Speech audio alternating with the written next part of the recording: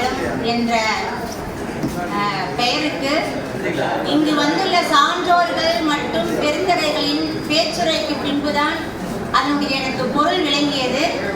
இதை அனைவருக்கும் தெரிவிக்கும் விதமாக அப்பொருளை கூற விரும்புகிறேன். கொற்கை பாண்டியன் கவிதா மண்டலம், அதாவது ஐயாவுடைய பெயர் கொற்கை பாண்டியன்.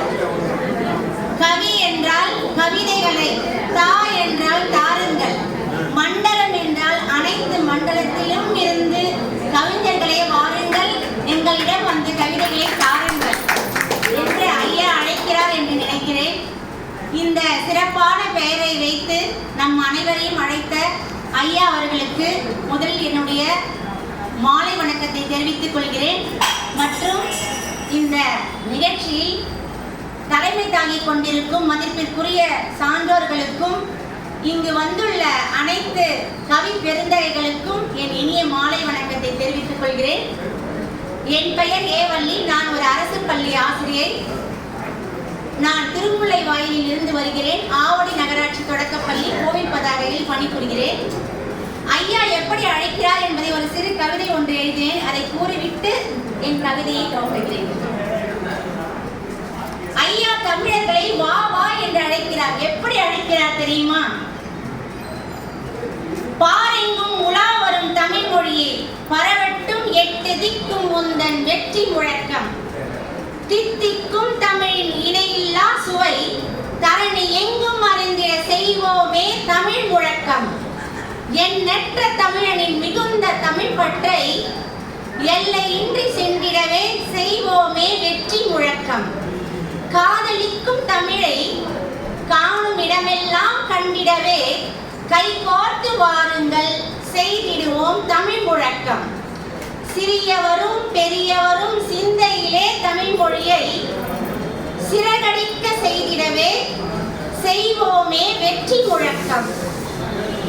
தொன்மையிலும் பழமையிலும் உயர்ந்திட்ட தமிழ் மொழியை தொல்லுலகும் அறிந்திடவே செய்வோமே தமிழ் முழக்கம். காற்றை போல கலந்திட்ட கன்னி தமிழுக்கு கவி பாடி மனம் கூடி கலித்திடுவோம் வெற்றி முழக்கம். ஆழமது அறிந்திடவே இயலாத செந்தமிழே, ஆழமது அறிந்திடவே இயலாத செந்தமிழே, அனைவரும் ஒன்றிணைந்து அளித்திடுவோம் வெற்றி முழக்கம்.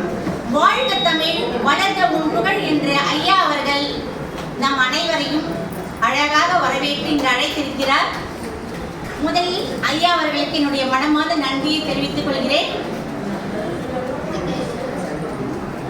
மிக பெரும் கவியான பாரதிதாசன் ஒரு சிறந்த பாவலர், தன்னிகரற்ற ஒரு கவிஞர். அவர் காடுகளை நேசித்தார், இயற்கையை நேசித்தார், இயற்கையான காற்றை சுவாசித்தார்.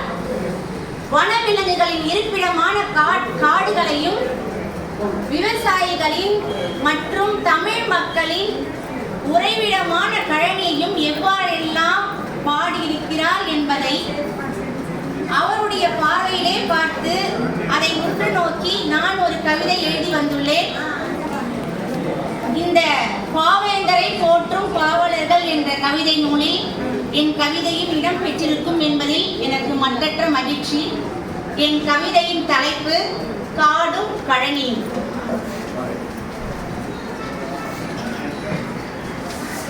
இப்பொழுது என் கவிதையை கூற துவங்குகிறேன். காடும் கழனியும். சுவையூட்டும் கவியாலே புரட்சி கவி பாரதிதாசன், சுவையூட்டும் கவியாலே புரட்சி கவி பாரதிதாசன் சுந்தர காட்டினையும் உழுதிட்ட கழனியையும் சீர்குலைந்து காடெல்லாம் பின்னை கழனியாகி சேற்றினிலே பாடுபட்டு உழைக்கின்ற உழவனையும் சிந்தையாலே எண்ணி எண்ணி சிறப்பாக பாடிட்டார். சிந்தையாலே எண்ணி எண்ணி சிறப்பாக பாடிட்டார். செவ்விய கற்பனையில் செந்தமிழில் அளித்திட்டார். செவ்விய கற்பனையில் செந்தமிழில் அளித்திட்டார். ஆள் விழுதின் நீள் கிளைகள், ஆள் விழுதின் நீள் கிளைகள் ஆங்காங்கே நெய்திட்ட சிலந்தி கூடு. கூடிய மரவேர்கள் படர்ந்திருக்க கீழிருந்து விரைந்தோடும் பாம்பு கூட்ட